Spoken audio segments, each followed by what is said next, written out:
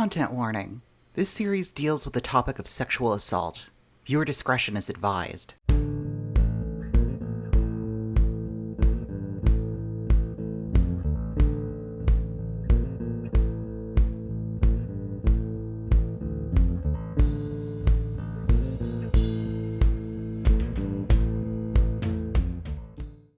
Nevertheless, I can't help but mention that I was much more annoyed at those who sympathize with the workers, yet would not help due to personal distaste for the ISO.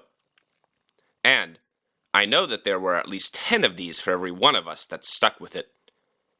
At colleges across the country, it is people like this who allow the ISO to pass itself off as the exclusive voice of the left, and thereby to stunt the growth of the campus left in general. So long as these individuals stay silent, the ISO will always have recourse to its most powerful weapon. The question, what are you doing? What the ISO is doing is not constructive, for all their presentations about building a movement. But they are doing something, and until the rest of the left gets off of its collective ass and does something real, it will have no right to scorn groups like the ISO. John Lackney, 2000. 2014 was more than just a difficult year for the ISO. With the foundational branch departing and the San Diego sexual assault controversy being well known amongst socialist activists at the time, it was very difficult to navigate the activist scene. Socialist worker readership dropped substantially, and it looked like the 30 years of work to build the ISO had been undone in a single year. The next blow would be in 2015, with the announcement of Bernie Sanders' run for the presidency. As a self-proclaimed democratic socialist, suddenly young left-leaning activists started to join the Democratic Socialists of America, or DSA. Ironically, DSA also emerged from the slow demise of the aforementioned Socialist Party of America, much like the ISO. They weren't on anybody's radar, as they were a much more moderate group that focused mostly on electoral politics and electoral activism. As such, they didn't have the same paranoid culture as the ISO, a culture in which infiltration and potential arrest were constant fears. And now they had brand recognition. Shortly after Sanders' loss and Donald Trump's victory over Hillary Clinton, DSA membership surged while ISO membership steadily declined. In late 2018, they would boast about 900 members from the 1,200 at their peak. By 2019, the ISO's membership nearly halved from there, down to about 500. DSA, meanwhile, had a membership in the tens of thousands. The ISO's extremist political lines, such as knee-jerk opposition to the Democrats and their old anti-identity politics stances, started to receive even stronger challenges both internally and externally. With the rise of DSA, their more moderate approach had proven successes, with the election of people like Alexandria Ocasio-Cortez. Content warning: sexual assault. The ISO, meanwhile, would have a second set of sexual assault allegations, this time in the Portland, Oregon branch. In 2017, 3 women had accused an individual by the name of Weil E. of assaulting them in a series of incidents that had began as early as 2014. In a pre-convention bulletin from 2019, some members, along with Weil, alleged that Todd Sheridan and Sharon Smith had intervened in what was an internal affair and made a mess of the proceedings. They added that Weil's due process had been violated. At the height of hostility in December 2017, Sharon S. came to Portland to attend 2 members-only meetings. In the exact moment when national leaders were needed to mediate the crisis, Sharon exacerbated the fracturing within the branch. She stated at the second of these 2 meetings that the branch's problem was too many people talking shit about each other. She then proceeded to talk shit about one of the comrades who had been in the 3-person BC relationship. Sharon disclosed a personal concern that had been shared with her in private conversation. Instead of addressing any questions with this comrade directly, Sharon disclosed this concern to the entire branch as part of an attack on the character and the intentions of this comrade. Sharon's conduct not only gave the green light to continue using personal attacks in lieu of political debate, but it would lay the foundation for replacing due process with one's perceptions of the other comrade's intentions. However, as these allegations of a mishandling were partially signed by Weil, this led to a brief but passionate rebuttal from the victims. Looking at the list of authors, we see people who adamantly disregarded our wishes, refused to engage in trauma-informed mediation, protected our abuser, and are unapologetic to this day. That we have not filed a complaint against every one of them is described as a failure of due process. The complaint process takes multiple months, requires the accusers to relive traumatic events, and potentially interact with the complainant further. After several complaints, which resulted in expulsions, we were completely drained, and decided to not file any additional complaints. branch committee also submitted a statement defending Sheridan Todd, stating, "We stand by Sharon S. and Todd C. and remain indebted to them for the support they gave to the Portland branch throughout the crisis. They helped us to shine light on what had been in the shadows in Portland."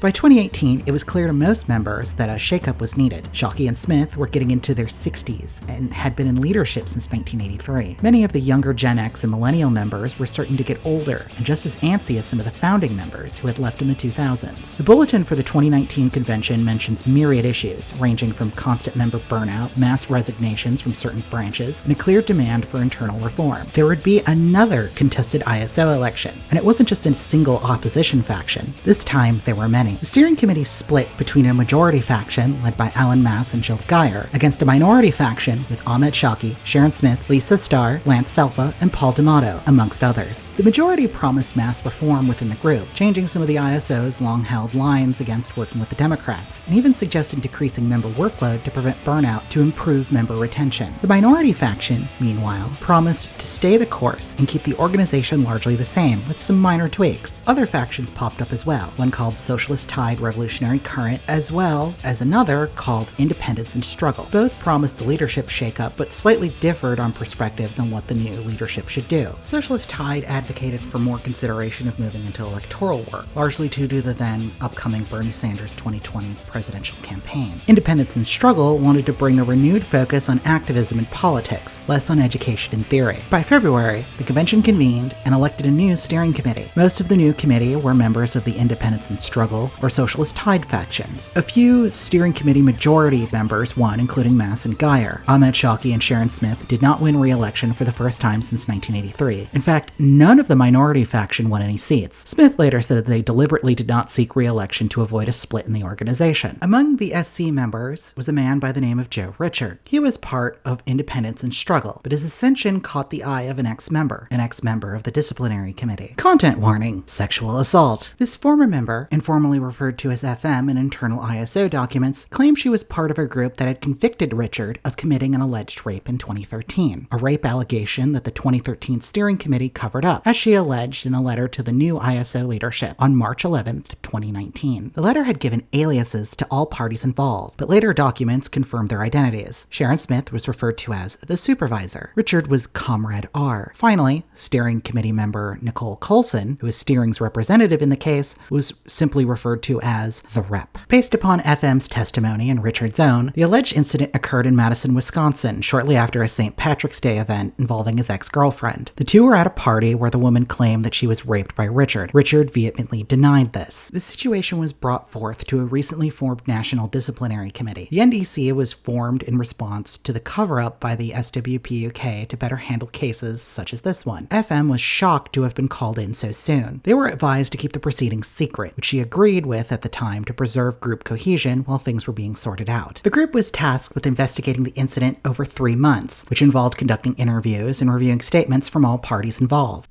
I took my position as investigator very seriously. I devoured research on the history of false accusations, how PTSD affects testimony, proper investigation procedures, everything I could get my hands on. When I told Sharon Smith and Nicole Coulson that I was doing research, neither seemed to care. Both were consumed with cobbling together some kind of guidelines for a case that had already begun. Sharon reassured me that they had faith in our good judgment, as if moral character rather than political perspective and training were required for a successful resolution. Coulson was curt and argumentative from the beginning. I always chose to talk directly to Sharon Smith. However, her rapport with Smith quickly faded, and FM alleges that her behavior gradually became more and more strange. I believe, at first, Sharon Smith did their best not to sway me or give their opinion. However, right before the investigation began, on a private telephone call, Sharon Smith casually said to me, "I don't think he raped her. I think he was just a brute." Sharon Smith sounded like someone scolding a naughty child. I told him, "You're a brute. You should be ashamed of yourself." This, of course, gave me immense pause. What did it mean for a man to be a brute towards a woman accusing him of rape?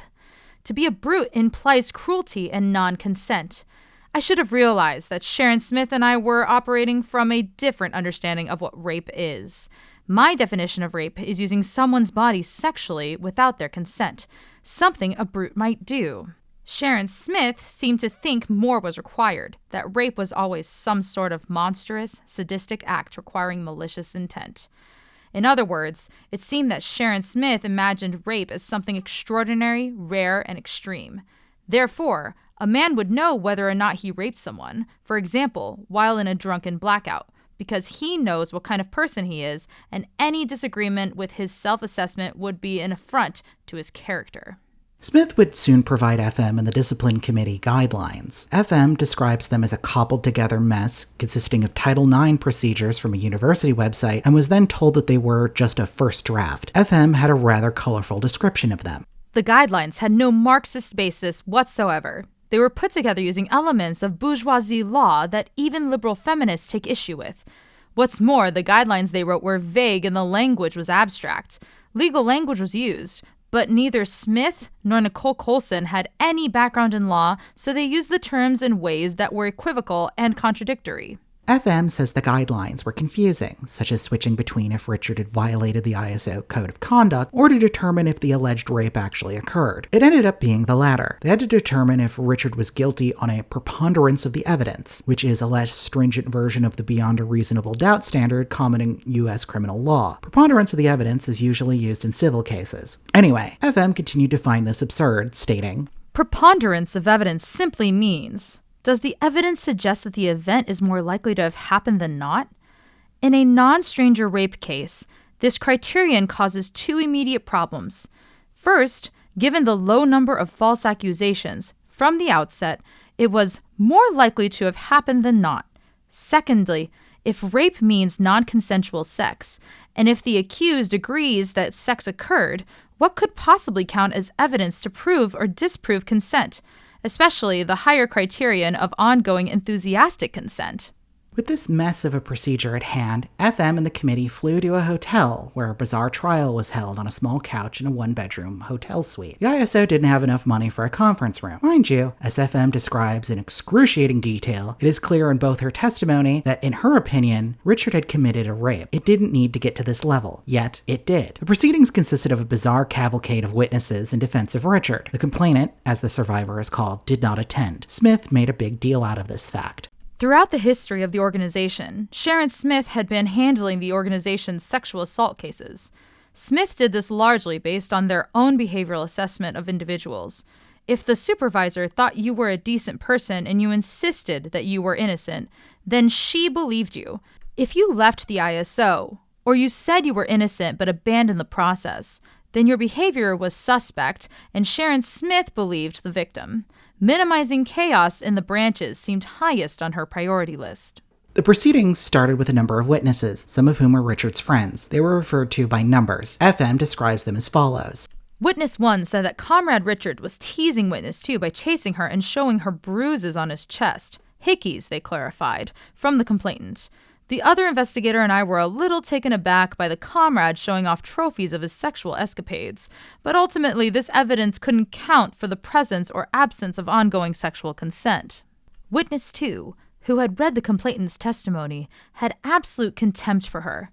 When we asked why Witness 2 went into a long explanation about how the complainant gave away spoilers on the TV show Game of Thrones at the party, Witness 3 told both Comrade Richard and the NDC that the complainant was a known false accuser. We asked her for evidence of previous false allegations. Letters, text messages, emails, social media threads, people who wanted to come forward, anything. We received nothing. Witness 4 cried for nearly 2 hours. At one point he said, "If Comrade R did this, then there's no hope. Comrade Richard is the ISO. He is the ISO. There's no hope. There's no hope." The other interviewer and I found this really disturbing and over the top. Witness 4 also revealed to us that there had been another alleged sexual assault within the local ISO. This other alleged rapist had moved out of town. The steering committee was unaware that the person had allegedly raped someone. Sharon Smith was familiar with him, though he wasn't cadre. When I asked if we should consider this a new case, she said, "Nah, we'll just automatically expel him." 9 witnesses in total described the night. The testimonies all mentioned Richard's drunken behavior and sexual aggression. For some reason, the committee asked if they thought that the complainant might be an FBI informant. Then they interviewed Richard, who had described himself as blackout drunk that night and admitted to being belligerent. However, he denied any sex that he had had that night was non-consensual. He also seemed to dodge the questions, asking about the trial itself as if they were finding him guilty. Comrade Richard's testimony contradicted his interview in one important way. How could he be in a blackout, unsure of why he was belligerent, and be certain that a few minutes later he had consensual sex with someone who says he raped her? How could he be blackout drunk one moment and 15 minutes later be capable of remembering every detail of his sex life, such that he could dictate what happened, move by move, weeks after the fact? While there was no evidence that the complainant's ongoing affirmative consent or evidence of revoke of that consent, there was logical evidence that Comrade Richard's statement was likely fraudulent. This was not evidence that he committed the assault. It was only evidence that his defense was more likely than not a fabrication. Finally, one woman referred to as Comrade X was called, and she didn't want to talk. She eventually gave a testimony at the behest of the committee, who told her that they would keep her testimony confidential to the trial. They talked to her over speakerphone and took notes as she, quote, testified. X and Comrade Richard were friends and drinking buddies. She certainly wasn't hateful or nasty towards him. X confirmed that, at the district meeting, Comrade Richard was hung over in sunglasses, bragging about sexual escapades, but she said that this sort of casual sexism was nothing unusual for him. X confirmed she didn't know, of course, whether or not he raped someone, but that he had problems with toxic masculinity and poor behavior when drunk. She said she would put her bet on the accusation being accurate if she was forced to choose one or the other. What most concerned X, however, was the sway Comrade Richard had over others. She worried about his extraordinary ability to charm people. She said Comrade R hadn't even been in the branch a year, and yet he had a coterie of people willing to put their reputations on the line to protect him. FM and the committee were also disturbed by X's description of branch life, which they said seemed cultish. The committee deliberated back at home over the phone and via email. Coulson is said to have tried to push a line about restorative justice. She quickly folded from that after she found out it would involve Richard admitting to rape. This would be admitting to an actual crime, or as FM put it, such an admittance would be used as evidence in the bourgeois courts. Coulson apparently kept delaying the verdict, dragging out every line of argumentation, and as they deliberated in email after email, Coulson eventually said that it might have been accidental rape. They voted, and all but Coulson decided that Richard, based upon the evidence presented, had committed rape. Mind you, this was from a socialist organization that was all volunteer. No actual criminal charge was filed against him. Eventually, the steering committee became paranoid that the feds were coming after them. Coulson then asked for audio recordings. FM didn't have them anymore. It had been months. Coulson allegedly snapped at her, stating that she could be charged with destruction of evidence. Soon, steering began to consider hiring a lawyer. FM was unsure why they sought it, but it delayed the verdict even further. The witnesses who were Richard's friends started to complain about the length of the deliberations. They began to accuse the NDC of mishandling the trial, even alleging that the committee had held witness number 4 hostage. He was the one who cried about Richard potentially being expelled. Eventually, this aggression turned into panic, with them claiming that they wanted to rescind their statements, claiming that they had been pushed to make them under duress. ISO steering then soured on the whole process and joined in attacking the committee. They started to claim that FM and her colleagues were acting like Stalin and declared that there was a need for a second trial. Richard had apparently needed to, quote, confront his accuser. The survivor had no interest in confronting him. Smith apparently went ballistic at this news. From then on, Smith did little more than yell incoherent directions and lob conservative hot takes at us. Where once, Smith had joked to me that Comrade Richard was not a rapist but a brute. Now, Sharon Smith yelled, "We might ruin Comrade R's future as a political organizer." Where once the supervisor had told us to find out whether we could, now the supervisor complained we were supposed to have been looking for physical evidence. Physical evidence? Of consent? Huh? Smith was also enraged that we had used X as a character witness.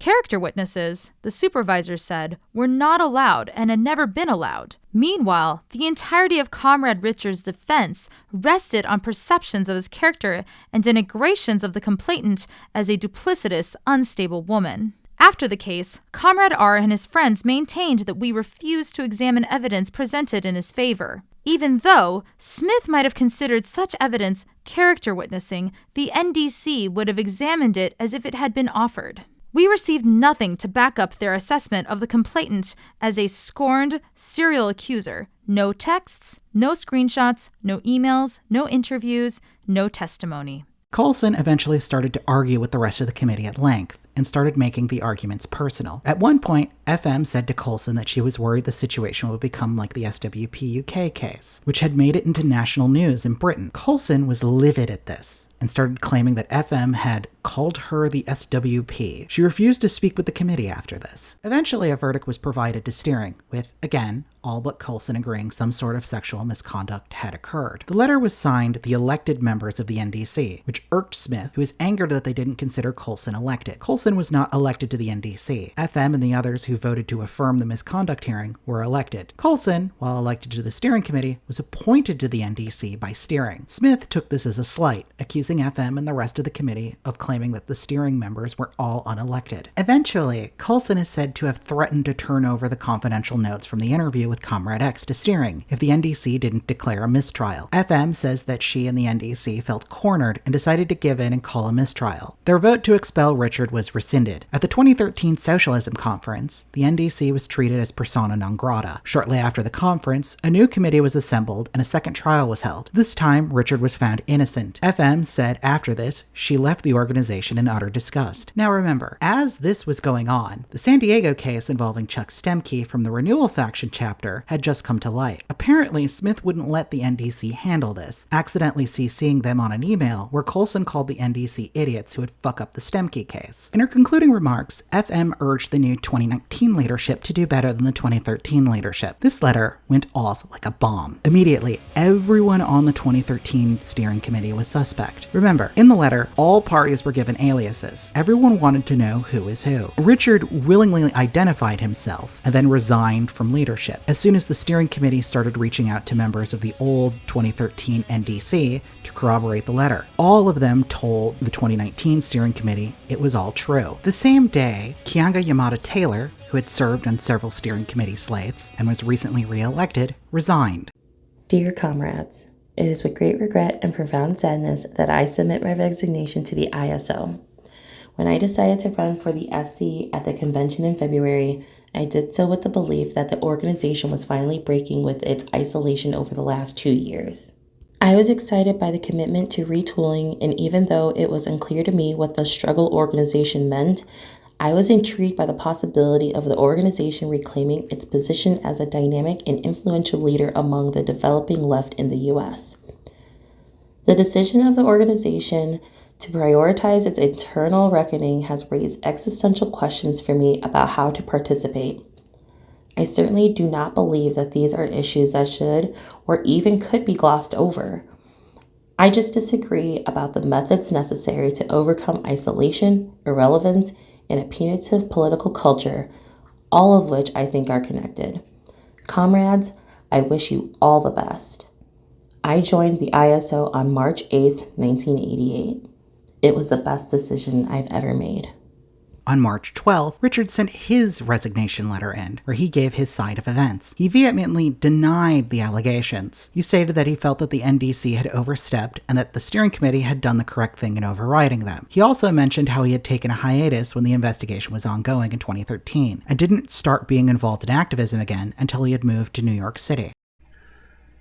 Given the recent internal reckoning within the ISO and the drive to rid the organization of undemocratic and secretive past practices, FM's letter has made it impossible for me to remain in the leadership or actively involved. In order for the ISO and its leadership to maintain any credibility among its membership and the broader left, I understand that I have to step aside. Though I am heartbroken, I do so in the hope that the group will continue to write its course and continue to play a role within the socialist movement. I certainly understand how this will sever my relationships with any number of people inside and outside the organization, and I know that many people will rightly want to act to protect the group from perceived predators or to send a message that the ISO is a safe space for everyone. I too want the group and the rest of the left to take such accusations deadly seriously. I understand that many people will likely think differently of me, or suspect me of being a secret predator. I don't really know what to do other than continue to be who I am and try to move forward with my life. I'm available to talk about all of the above, including the ugly details, if you want to know more. Soon, the 2019 Steering Committee began to suspend the membership in the ISO of the 2013 Steering Committee members. They then asked them to confirm what had happened. Sharon Smith, in an undated letter, denied the allegations. Dear Redacted, why do you believe the claims of a bitter ex-member when I have not even been given the opportunity to respond? I requested that the current SC include the complaints from a group of Madison members about their experiencing violations of the NDC process in 2013, but the current SC refused to include them. My only crime was defending the right to due process, which is foundational to democracy and is a critical component of which separates our tradition from Stalinism, which vilified and punished Trotsky and his supporters in the 1920s and the 1930s. I did not take a position for or against Joe R., but only sought to defend the right to due process, which has been well established in our disciplinary procedures. I am proud of the fact, and I do not agree that I did anything wrong. I will be producing a document shortly that defends my actions. It is truly undemocratic that the current SC did not allow me to do so before they send out the document from the former member without any context. Alan Mass fully cooperated, providing the current steering committee with his testimony of what had occurred in 2013. Throughout the letter from March 14, 2019, Mass states that he had found much of the letter to be true. He wanted to give the perspective of someone who was actually on steering. Mass states that Coulson wasn't as venomous as FM laid out in her testimony. He alleges that Coulson was manipulated by the rest of the steering committee to act a little irrationally, as at meetings, she was the most vehement about not meddling in the investigation. However, he noted that Coulson had told him in confidence that she admitted to being too sharp and too strident with the NDC members. She believes that she couldn't endure more personal trauma, and that the circumstances are too overwhelming for her to be able to get a hearing for what she thinks about her role in this case. I won't speak for her about her agreements or disagreements with the conclusions that comrades arrive at in reading the former member's account, but will only repeat that she characteristically takes the lion's share of the responsibility for the mistakes of herself and others. I also know she disagrees with some of what I have concluded, including about her and her role specifically. As a friend, I support her, and I'm committed to making sure she gets by in a situation I find hard to comprehend and impossible to think about without feeling sick. I hope that, with time, she and I and others will be able to discuss what we agree on and where we differ, and most importantly, collaborate in the struggle to change this miserable fucking world. But she has asked me to communicate that she is resigning from the ISO, and I take this as a statement that she does not feel able to participate in any next steps for now. According to Mass, if anyone was to blame, it was Joel Geyer, who strongly defended Richard and insisted that there be strict due process. Joel was the most vehement in insisting on due process, which ultimately became the far outsized emphasis of the SC. He was one of the loudest in condemning the idea that there could be any fairness if the complainant chose not to submit herself to cross-examination and interrogation, and therefore even a statement couldn't be taken on its face, much less seen as the only item that could constitute a preponderance of evidence. At one point, during a break, Joel lectured me personally about my doubts on this by taking a piece of paper, writing, "Alan raped me," signing it, and saying, "There, now I'm filing charges against you." I was so furious that I had to leave the room, and the building, I think, for a time. Geyer apparently was behind their sudden interest in legal production as well, informing the other steering members that Richard had a lawyer in his family. This in turn prompted the sudden fear of federal involvement. Mass said that no such, quote, state repression ever occurred. But ultimately, Mass stated that the 2013 committee all knew what had happened with the Madison, Wisconsin case, with the caveat that some were more complicit than others. I did not want to shirk any responsibility for the decisions the SC came to, and I don't want to now. I had doubts and misgivings, and I argued them during some of our discussions, but at other times I was silent, and I ultimately accepted and agreed with things that I now think were grievously wrong. But I also believe more strongly now, and wish to state openly, that I think others on the SC bear a greater share of the responsibility. I think Sharon is likewise responsible for the things that are described in the former member's document, and I believe she was a source of pressure on Nicole outside SC meetings. I also hold Ahmed more responsible than others for the SC ultimately putting preservation of the reputation of the ISO ahead of finding out the truth. There will be more time in scrutinizing this case for discussing that. On March 13th, Steering would then email the membership about the situation. A more in-depth article would then go public on Socialist Workers' website on the 15th. That same day, Geyer, who remember was also a member of the current steering committee, sent an email giving his side. In his response, he mainly defended his character, citing personal and family trauma and his Marxist credentials, mentioning his 60 years in the movement. He blamed the accusations and the charges, as he put it, from Alan Mass and the steering committee on a toxic internal culture. However, he states Alan misunderstood that Geyer wasn't defending Richard. He was defending the concept of, quote, revolutionary justice. Alan has also accused me of functioning on the 2013 steering committee as the accused's advocate. The reason for that charge is I fought to vigorously defend, often against others, the right of the accused comrade to present a defense against accusations against him. We start, for both personal and political reasons, with our sympathy, compassion, and solidarity with the victims, the survivors, and the accusers. And then we include revolutionary justice. Anyone who is accused has the right to a defense. This is what must exist under socialism.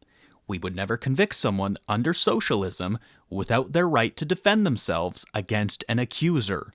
In the same regard, we must have the same principle internally, that no member is ever disciplined without their having had a fair opportunity to defend themselves. This is a revolutionary socialist principle, not a capitalist one. This is what I fought for on the 2013 steering committee. Nothing more, nothing less. I'm sorry that Alan didn't recognize it then, or tries to convict me for it now. But I will not be intimidated from fighting for the core revolutionary principles and goals I have fought vigorously for my entire life. Geyer then took a leave of absence from the steering committee. Mass did so as well. Both were later formally suspended until the investigation concluded. Resignations began to pile in. Daily, 2 to 3 members would just suddenly quit. Ahmed Shawki, Paul D'Amato, Lance Selfa, and Sharon Smith soon resigned as well, leaving a resignation letter that Adam Turrell and Salman Separi of the Socialist Outpost blog called the laziest resignation letter in trot history. Over the last several months, the International Socialist Organization's political tradition has been devalued. Its bonds of solidarity have been torn apart, and long-standing leaders have been slandered and vilified without being able to defend themselves. A political project which we have been part of building for decades is disintegrating into something we do not recognize. Therefore, we are resigning from the ISO. We remain committed to the politics of revolutionary socialism from below. We stand in solidarity with, and have always been, committed to the struggle against gender oppression, gender violence, and sexual violence. And we will continue to fight for a world free of exploitation and oppression. Signed, Paul D., Lance S., Sharon S., Ahmed S., Bridget B., Cindy K., Carol R., Patrick G. On March 17th, an accusation was made against Shawki. A prominent ISO member claimed that he had groomed her into an affair, which ended badly as she had a family of her own and Shawki, remember, was married to Sharon Smith. Eventually, the affair was broken off and she claims he blamed her for the whole situation. The member stated that Shawki had actively harassed her after the affair, making continued membership difficult. At this point, entire branches began to split off from the organization, becoming their own independent socialist groups. On March 21st, Geyer would resign as well. He defended his position on the right of due process and called himself collateral damage of the ongoing ISO crisis. Resignation has been forced upon me. I have been summarily suspended in absentia and slandered among the membership on the word alone of a longtime political detractor of mine, who for many years was Ahmed and Sharon's agent against me. I do not believe that given the actions that have already been taken, and in the absence of agreement on the basic democratic rights of every member and every person, there can be any impartial investigation by people who have already found me guilty. I will not be a scapegoat for people who have lost sight of what the democratic rights of members, rank and filers, as well as leaders are in a socialist organization. These violations of workers' democracy are being committed in public in front of the broader left. Even our friends and allies are confused by a process in which the ISO is carrying out disciplinary actions based on conclusions of responsibility and guilt without charges, hearings, opportunities for self-defense, or any of the most basic rights and norms of workers' democracy. Eventually, things began to look grim, and in one resignation letter, a member named Akua suggested that the organization just be dissolved. Moreover, the past week's revelations and experiences, as well as my observations in the last few days, have made it clear to me that there is no way to completely end the patterns and cycle of this toxic culture on different levels that misled the organization into this crisis without ending this organization altogether. As this new reality sinks in, more and more people and branches are moving to dissolve or disaffiliate. Dozens of members are leaving.